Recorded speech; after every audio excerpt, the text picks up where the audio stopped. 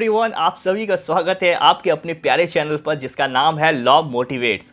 आज के इस वीडियो में दोस्तों एक ऐसे टॉपिक के बारे में हम जिक्र करेंगे, बात करेंगे। इस वीडियो में आप लोगों को जानकारी देंगे जिसको जानने के बाद आपको जो है बहुत ही अच्छा फील होगा। अगर आप लॉ ग्रेजुएट हैं, अगर आप लॉ की पढ़ाई करना चाहते हैं तो इन सब कैरियर ऑप्शंस के बारे में आपके पास जानकारी होनी बहुत ज़रूरी है।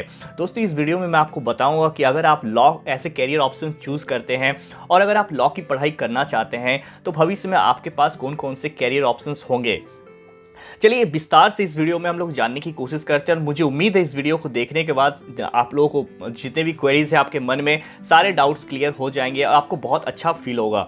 दोस्तों मैंने इस वीडियो को जो है दो भागों में ग्रुप ए और ग्रुप बी में जो है बांटा है। ग्रुप ए में दोस्तों अगर हम लोग बात करेंगे तो इस वीडियो में दोस्तों ग्रुप ए में हम लोग लिटिगेशन, जुडिशरी और गवर्नमेंट जॉब्स की बारे में बात करते हैं, जबकि हम लोग ग्रुप बी में दोस्तों प्राइवेट सेक्टर जॉब्स के बारे में बात करेंगे। कहाँ कहाँ अपॉर्चुनिटीज़ हैं, कहाँ जो है आप एज ए लॉ ग्रेजुएट आप जो है कहाँ कहाँ कैरियर ऑप्शंस चूज़ कर सकते हैं, अपना कैरियर बना सकते हैं। इसके साथ ही दोस्तों हम बताना चाहेंगे कि अगर आपको पढ़ाई में रुझान है, अगर आप जो है टीचिंग लाइन में आना चाहते हैं तो आपके पास जो है एकेडमिक्स और रिसर्च में भी कैसे कैसे कैरियर ऑप्शंस है। चलिए दोस्तों वीडियो को शुरू करते हैं और जानते हैं आखिर आपके पास कौन कौन से ऑप्शंस है। वीडियो में आगे बढ़ते ही दोस्तों मैं आपको बता दूं कि हमारे पास सबसे पहला कैरियर ऑप्शन जो है वो है लिटिगेशन का फील्ड। जी हाँ दोस्तों, लिटिगेशन का फील्ड एक एवरग्रीन फील्ड माना जाता है दोस्तों। And being a law graduate बहुतों का सपना होता है कि मैं जो है लॉ ग्रेजुएट जैसे ही हो जाऊँ मैं लिटिगेशन फील्ड में आ जाऊँ।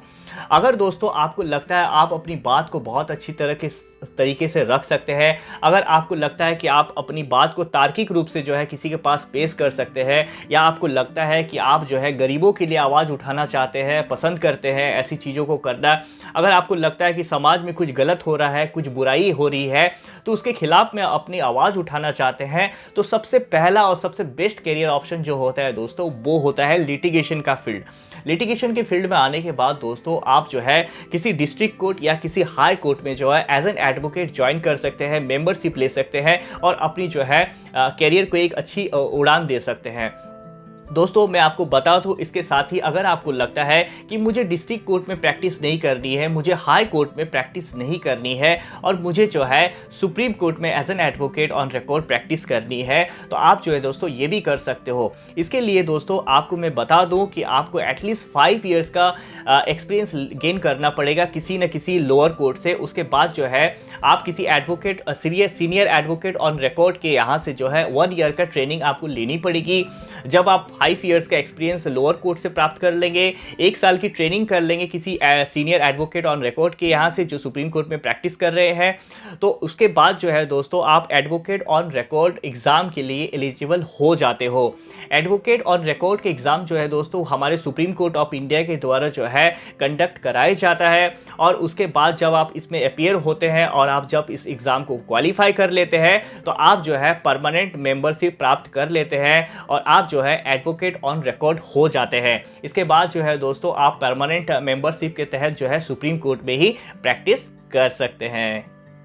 लिटिगेशन में ही दोस्तों अगर हम लोग थर्ड पॉइंट की बात करें, थर्ड और कैरियर ऑप्शंस की बात करें लिटिगेशन में दोस्तों, तो हमारे पास एक बहुत ही अच्छा कैरियर ऑप्शन है जिसे जो है हम खुद स्टार्ट कर सकते हैं। जी हाँ दोस्तों, अगर आप लिटिगेशन में एक अच्छा खासा एक्सपीरियंस गेन कर चुके हैं, अगर आपका लिटिगेशन में बहुत अच्छा खासा एक्सपीरियंस हो चुका है और आपको लगता है कि आपको अपना लॉ फॉर्म खोलना चाहिए, आपको जो है अपना एक लॉ फॉर्म खोल के जो है किसी की मदद करनी चाहिए, समाज को जो है ज़रूरतमंद लोगों को जो है आप एक लीगल रेमेडी प्रदान करना चाहते हैं आपके लॉ फॉर्म के जरिए, तो आप जो है दोस्तों एक लॉ फॉर्म का निर्माण कर सकते हैं। दोस्तों लॉ फॉर्म भले ही छोटा हो दोस्तों, लेकिन आपके एक्सपीरियंस के साथ साथ ये बढ़ता जाएगा और लोग जो है आपके लॉ फॉर्म को पसंद करते जाएंगे। आज आप देख सकते हैं दोस्तों, आज हमारे देश में बहुत बड़े बड़े लॉ फॉर्म हैं जिसका नाम शायद अगर आप लॉ ग्रेजुएट हैं या लॉ की पढ़ाई कर रहे हैं तो आपने जरूर इन लॉ फॉर्म का नाम जरूर सुना ही होगा।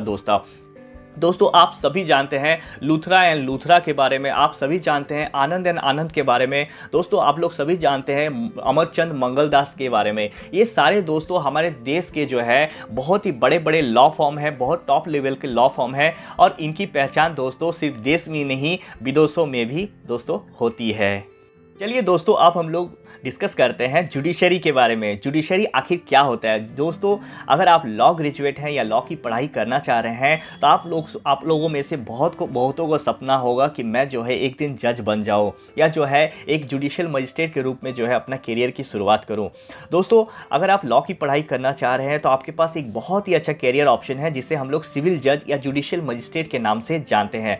दोस्तों, ये हर स्टेट द्वारा कंडक्ट कराया जाता है और आप जो है being a citizen of India, अगर आप जो है हिंदी भाषी हैं तो हिंदी भाषी के जितने भी स्टेट हैं आप जो है उसके लिए आप एलिजिबल हैं, आप अप्लाई कर सकते हैं वहाँ के लिए।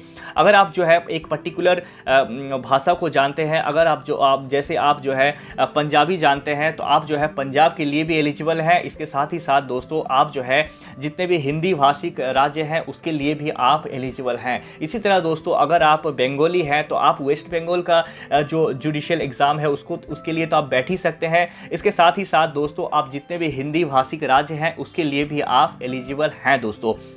इस तरह देखते हैं दोस्तों हमारे पास जो है जुडिशियल मजिस्ट्रेट और सिविल जज के लिए एक बहुत ही अच्छा करियर ऑप्शन होता है, जिसकी एलिजिबिलिटी की अगर दोस्तों हम लोग बात करेंगे तो इसके लिए दोस्तों आपको कम से कम जो है एक लॉ ग्रेजुएट होना चाहिए। इसके साथ ही आपको जो है एक एडवोकेट ऑन रिकॉर्ड होनी चाहिए, एनरोल्ड एज एन एडवोकेट होनी चाहिए।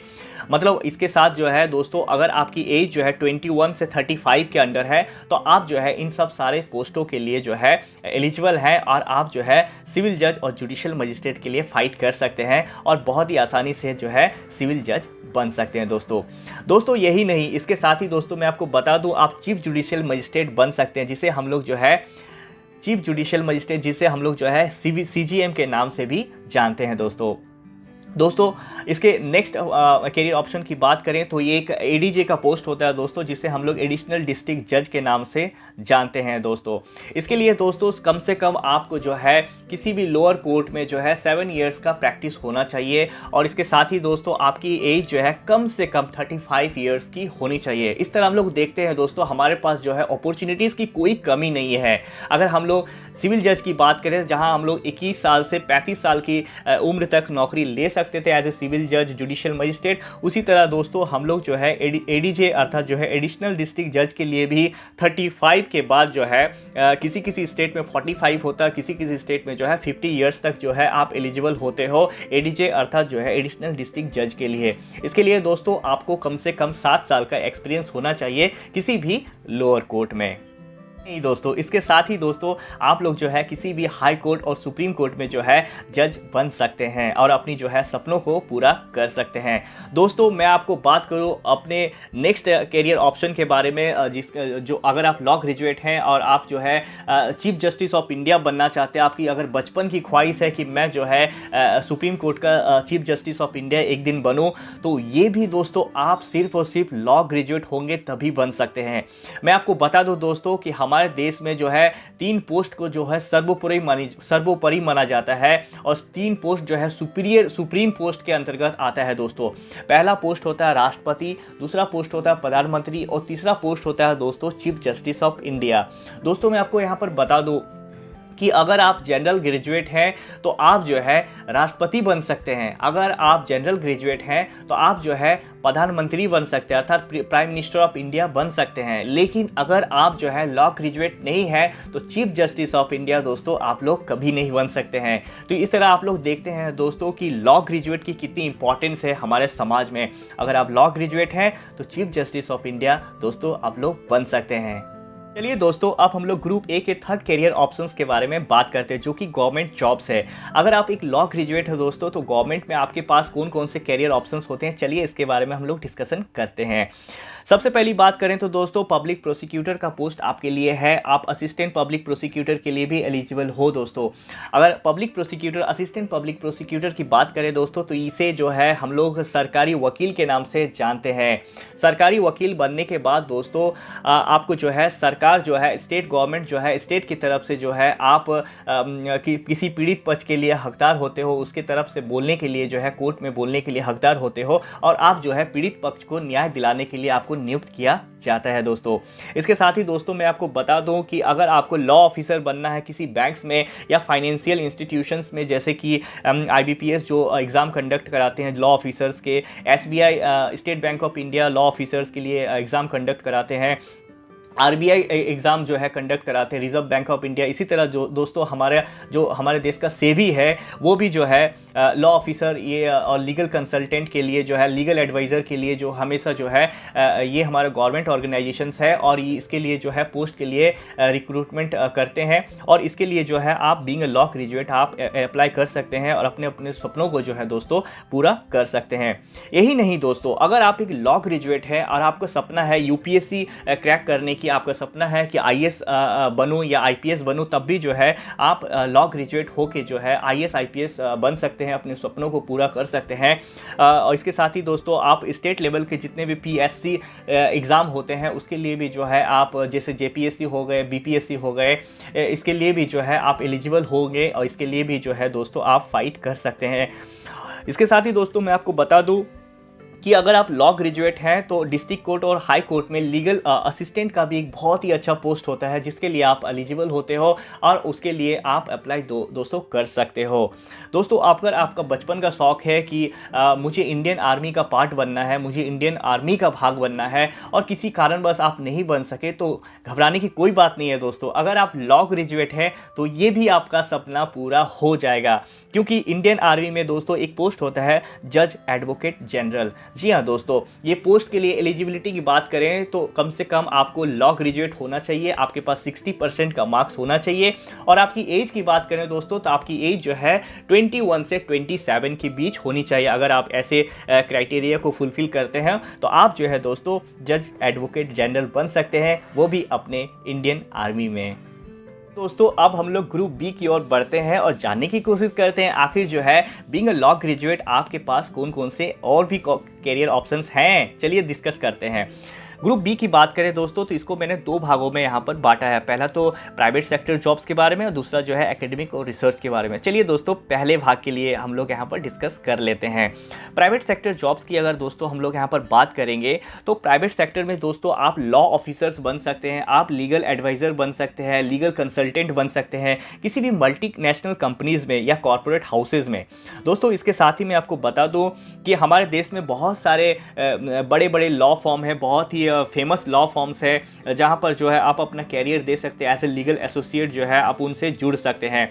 ऐसे ऐसे लॉ फॉर्म्स की अगर बात करें दोस्तों तो ऐसे लॉ फॉर्म्स है आनंद एंड आनंद, अमरचंद, मंगलदास, लूथरा एंड लूथरा और ऐसे तमाम बहुत सारे अच्छे अच्छे लॉ फॉर्म्स है जहां से आप जुड़ के अपना कैरियर शुरू कर सकते हैं। आप लीगल एसोसिएट जुड़ के उनके साथ जो है कैरियर की शुरुआत कर सकते हैं।